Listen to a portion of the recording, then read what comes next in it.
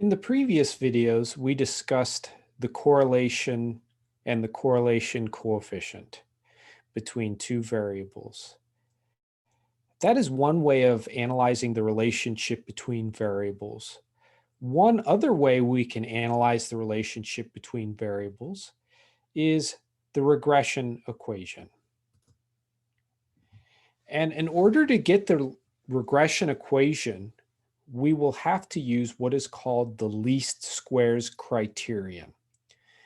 And what the least squares criterion does is it looks for a way to find a line that fits a scatter plot of points as well as possible.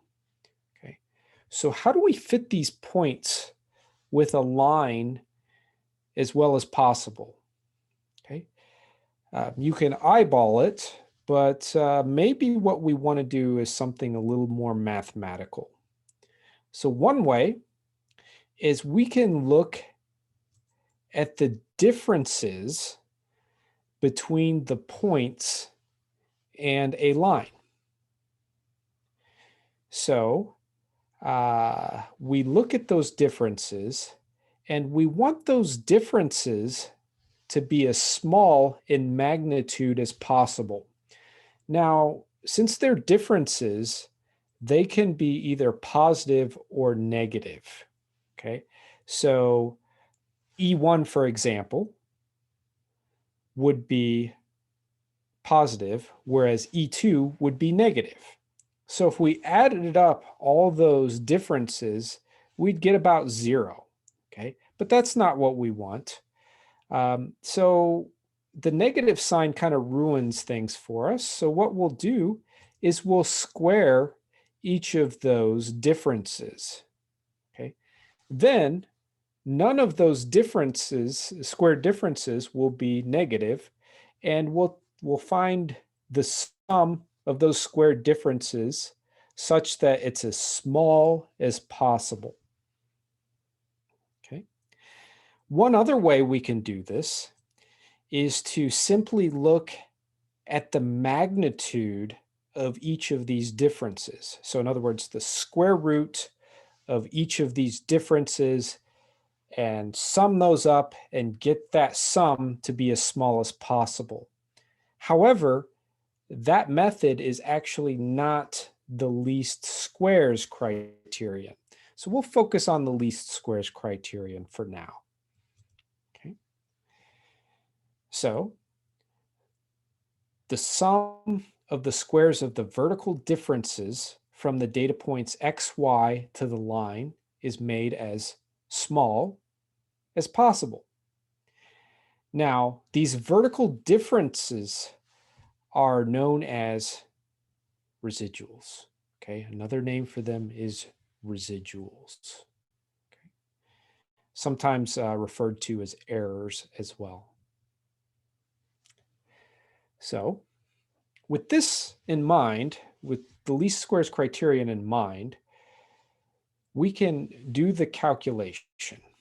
Okay, so if we have n data pairs x, y, we'll first find some sums, as we did for the correlation coefficient, but we'll also find x bar and y bar. Okay. And what we do with these sums is we need the sum of squares x and the sum of squares of x, y. Now, for this calculation, you don't need the sum of squares of y. Okay. Once you have the sum of squares, then you move on to step 3, which is to compute what I call B1. Now, B1 is the slope. Okay. And it is simply the sum of squares of x, y over the sum of squares of x. And then we find B0, which is the intercept. Now, we find the intercept by making use of the fact that the point x bar, y bar is always on the regression line.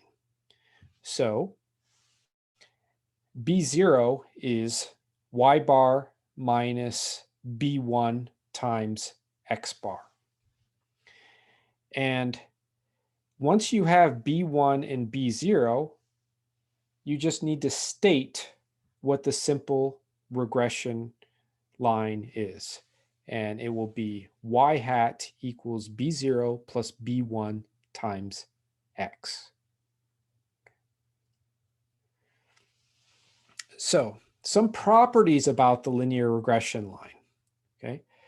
As I mentioned, the point X bar, Y bar is always on the linear regression line. Okay. So the hat, okay, so see that caret denotes an estimate. Okay, so we had y hat equals B0 plus B1x.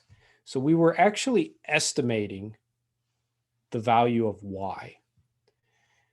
The variable x is referred to as the independent variable, predictor variable, or explanatory variable.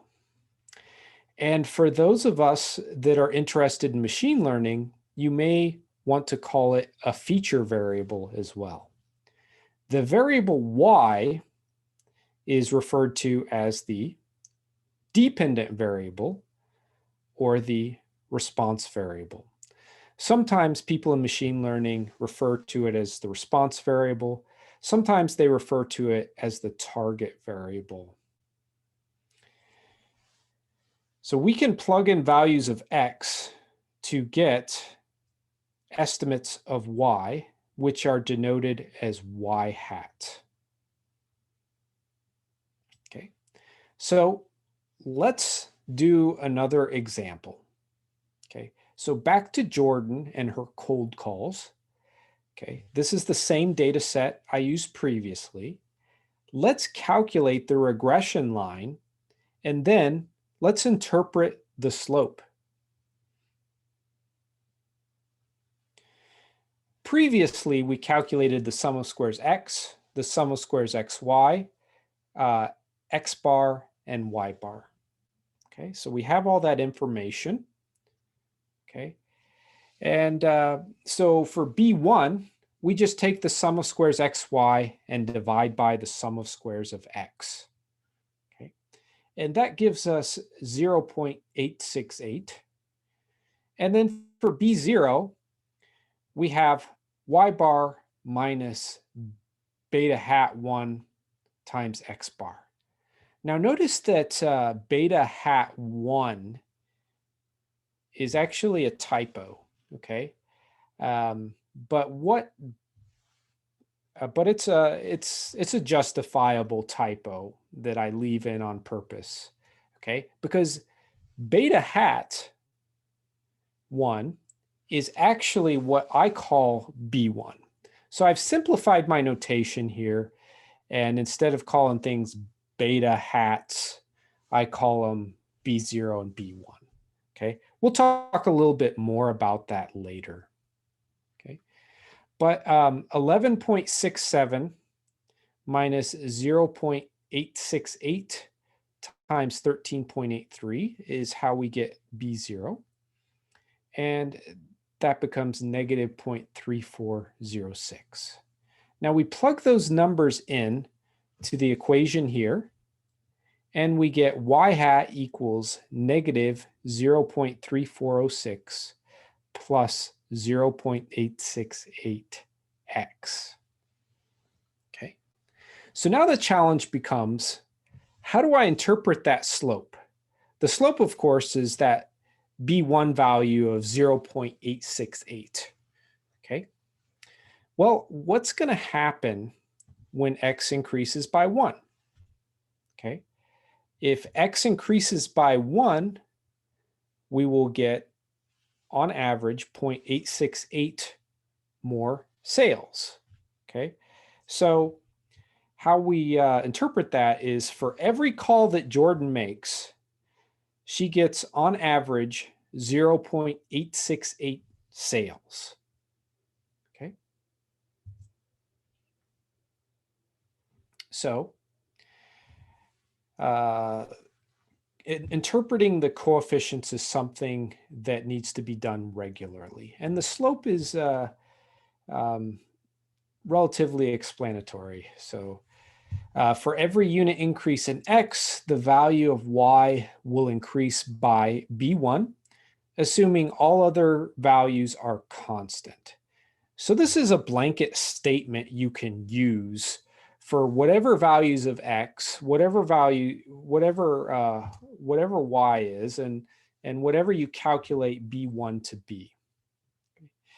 Intercept, on the other hand, is not as interpretable typically. Okay. The intercept states that when X is 0, the value of Y will be B0. Now, in our case, we got a negative value of B0, right? Okay, so in that case, the intercept doesn't really make sense, does it? Okay, okay. But we will talk about ways of making this more interpretable. Okay. Okay. All right, I leave you with this cartoon, and I'll see you in the next video.